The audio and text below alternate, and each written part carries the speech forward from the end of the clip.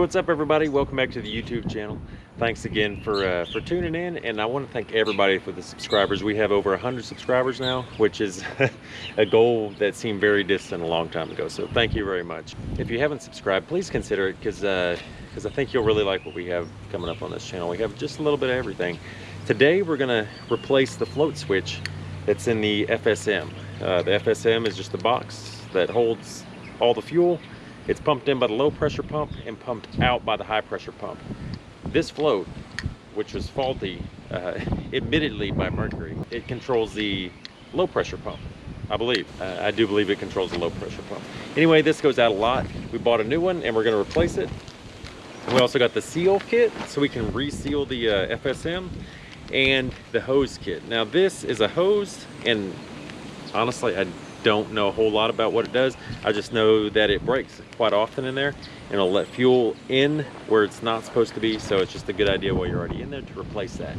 Another reason this could be running bad is that bad stuff likes to collect inside the FSM. Just, you know, the bigger area where the fuel is stored before it's pumped out to the fuel rail.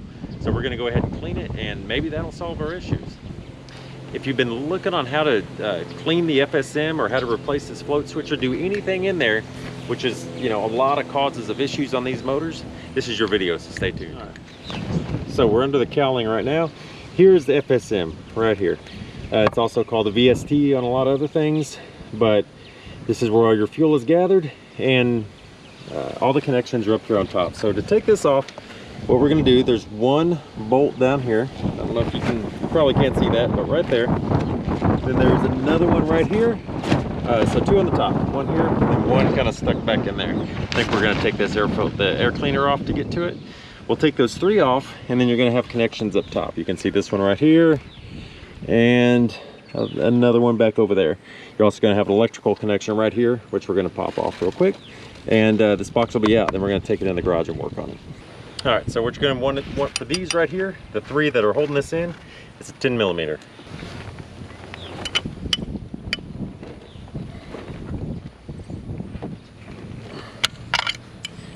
And these are on there. And I'm also going to use an extension to get in there just a little bit easier.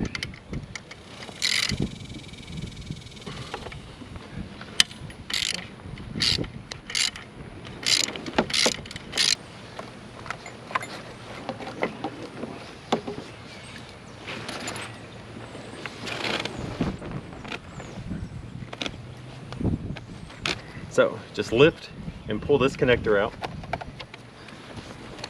And I believe that's the only connector we have.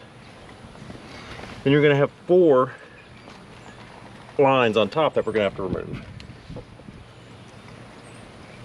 They're all the push connectors. So you can take a screwdriver and just push in and pull up. Just like that.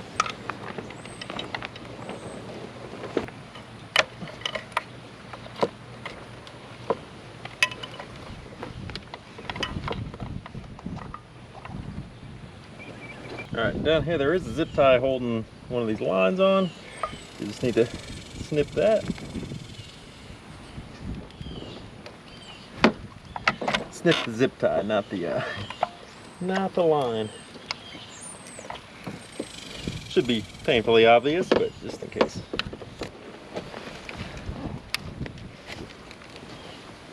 All right.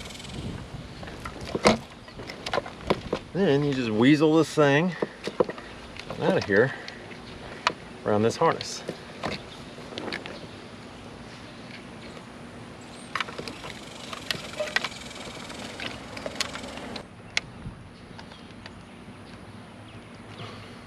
All right, so here's it out. You have 4 lines on top, then you have 2 lines on the side that come off, and 1 connector on the top. Pretty easy.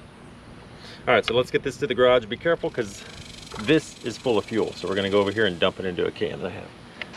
All right, so I'm going to use 7mm. That's what these are on the top. Take all of these off, and then everything in reality should pull out.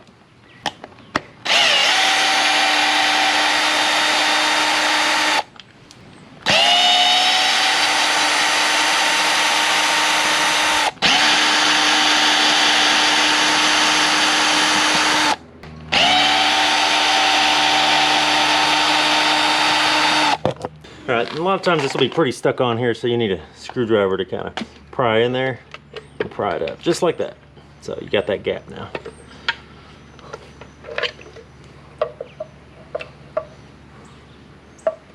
All right, and this is it. Then inside here is your fuel, and then the retainer for the bottom of this pump down here. I'll set that aside, and we'll pour our fuel into here. I'm gonna watch it closely as I do it. So that's all fresh fuel, but I wanna see if there's any crud in the bottom. It doesn't look like it. All right, and so it only goes back in here one way, and that's a good thing. And here's the bottom for your fuel pump. All right, so my camera got hot and I had to hit stop. So got the old float out. Basically, these two things, you just push in right here. While it's in here, you push in from each side and pull down. Or you can kind of do it like I did, push from one side at a time and just kind of wiggle one side out at a time until it comes out. And then the new switch goes in. Alrighty, y'all. So I did a whole deal and didn't record it. So I put the new fuel switch in, or the new float switch in. It just snaps back up in there. Has little snaps, little butterfly things right here. You just you push them up in there, and there's a slot to the side where it slides in up here to let these wires go through. So just slide it up and into place, and that's that. I ohm these. This one ohm tested bad, as no matter what I did, it was just out of limits. This one ohm tested good. When I would flip it over, it'd go out of limits, and then flip it back down, and the circuit would open. So that tells me that float switch is bad. So it's very good news. That's what I wanted to hear. Be an easy fix. I ohm tested the fuel pumps just because, and they ohm tested fine. I don't know the actual specs, but it wasn't just out of limits. So we're gonna go ahead and set this back in the FSM. Also, a tip, and I was off camera, and I'm glad I learned these things, but I'm going to tell you, because you'll probably run into the same issue. Make sure this is oriented correctly. When you take it out, because this moves around on here, it just slides up in there into place. There's nothing really holding it. So it fell out on me, and I just put it back up in there. I actually had to go back and watch this video to figure out how it came out, and make sure it's oriented just like this. With this wire facing you, and the pickup just slightly down to the right. Otherwise, it will not go back in the FSM. And one last thing we want to do before we put this on is replace the O-ring. So get you a pick. A pick works best. You can get them I got mine at Harbor Freight for the whole set for like, I don't even remember how much it was, but it was like $2. Take the old one off, simply put the new one on. And also remember to put this little cover back on here.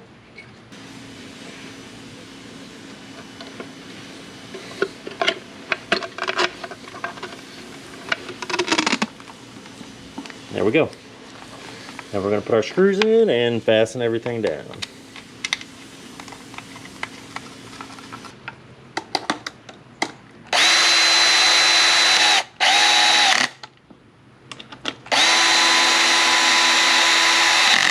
Alright, now I know I'm putting this back on with the power tool, but I set the torque to very low, so that way it stops well before it gets too tight.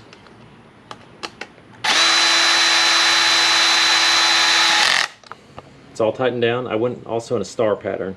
I didn't at first, but with the ratchet I did go in a star pattern to get them all to the actual tightness they need to be. So we're going to go put this back on the boat. It goes in the same way it came off. You don't need to do this third one down here, because you can just set it down in there. Plus the cowling's in the way and you can't get to it. So I'm not going to take the camera, because the camera's overheating out there because it's already like 97 degrees. So I'm going to put this on, and we're going to see how it runs after that. All right, this is a cool one because I fixed the float, as y'all saw in the video. It seems like it's fixed when I started it on the hose, so This is our first real water test. We're out here again. We're gonna chance fate. I do have another buddy coming out. He has a boat too, so just in case I break down, he can tow me in. But let's get this show on the road and see what's gonna happen.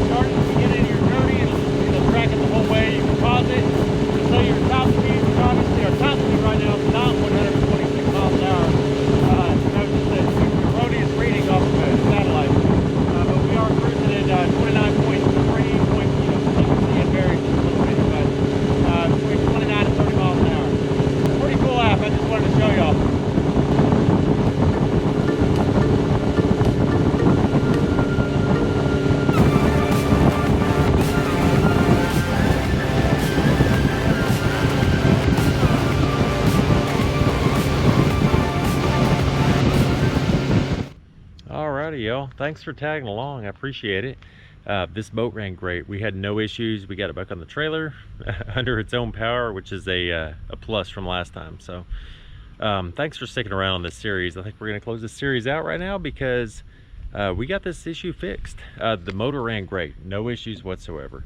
That float fixed it. So if you're having an issue with these older EFIs, go ahead and look into that float, because that was a known issue by Mercury. They never recalled it, anything like that. I think that's going to fix a lot of the fuel issues you're having. So thank you for sticking around on this series. We have a lot more coming up, including another outboard. Actually, I think 2 more outboards. I'm going to keep one a secret right now, but we have one outboard that for sure is coming up. So we're going to have more restoration to come. So look for fishing videos coming up. I can't promise any fish, but we might catch 1 or 2. We'll see. Anyways, thank y'all for watching. Hit that like button if you liked it. Also consider subscribing, because we're going to have a lot more coming up. So thanks again, and we'll see y'all soon.